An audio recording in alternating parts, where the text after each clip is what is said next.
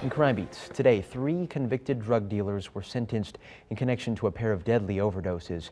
Brian Hoffman was in the courtroom today, joins us now live in front of the courthouse in downtown Reno. Brian, the case here involved 2 UNR students.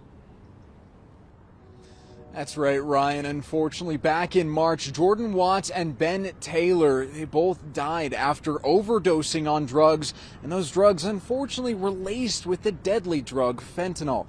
And it was their deaths, plus their text messages, that led investigators over to over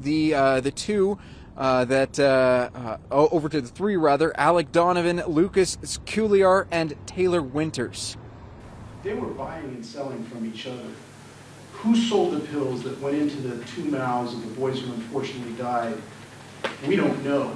After a successful investigation by using a confidential informant, Reno police detectives were able to arrest 3 suspects accused of selling drugs to 2 UNR students who later overdosed on them. The opioid case got me investigating the drug portion of it.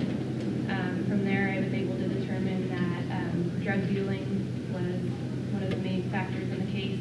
Today, Taylor Winters was sentenced to 3 to 10 years for felony drug possession and 1 to 3 years for possession of a firearm with scratched-off serial numbers.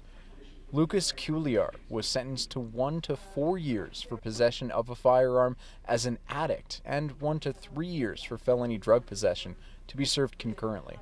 And Alex Donovan was sentenced with no more than 5 years probation, but 90 days GPS monitoring. I want you to never have to be in the position of being in the chain of events that led to the death of another human being, or in this case, 2. Don't let that leave you. Use it and change. One of the victims' mothers say it isn't about punishment, but how to stop the drug problem. I feel a little vindicated. It's not that I'm out for revenge. I just want these drugs to stop being placed in the hands of other children and, just to make the community safer. A lot of emotion in the courtroom today, and in fact, inside the courtroom, there were several mentions to another party who might have gotten off on a lesser misdemeanor, who might have had a hand in those 2 UNR students' deaths. Unfortunately, officials weren't able to comment on that at this time. Covering Crime Beat live in downtown Reno in front of the courthouse, Brian Hoffman, 2 News. All right, Brian, thanks.